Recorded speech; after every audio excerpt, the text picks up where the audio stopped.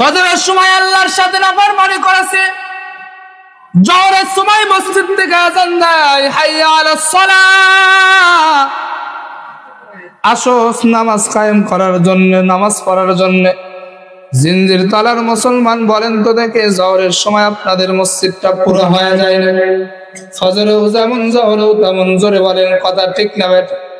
দুইবার আমরা আল্লাহর সাথে নাফরমানি করেছি। ও মুসলমান, একটু খেয়াল করে দেখেন, আসরের সময় আওয়াজ দেয়, হাইয়া আলাল ফালাহ, আসো কল্যাণের দিকে, আসো শান্তির দিকে। আমরা আল্লাহর কথাকে মাইনাস করে আমরা ধুনুটের বাজারের রাস্তায় রওনা দেই। কথা বলেন ঠিক না বেঠিক? মাগরিবের সময় মসজিদ থেকে মধুর কণ্ঠে আযান দেয়, আল্লাহু আকবার, আল্লাহু আকবার, আল্লাহ বড়, আল্লাহ বড়। এক আল্লাহর ইবাদত করো, 3 ফরজে গোসল করো, 4 ফরজে ওযু করো, 5 ওয়াক্ত নামাজ পড়ো, 6 ওয়াক্তে বয়ান শোনো, 7 দোজখ ভয়ঙ্কর, আর জান্নাত সোনার ঘর। জোরে বলেন, কথা ঠিক না বেঠিক?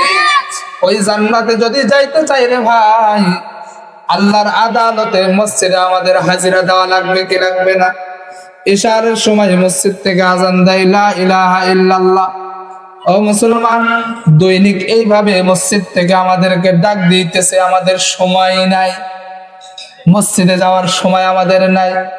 একটু চিন্তা করে দেখেন, আপনাকে যে রব হায়াত দিয়েছে, ওই রব যে কোনো সময় আপনার হায়াতকে শেষ করে দিতে পারেন কি পারেন না?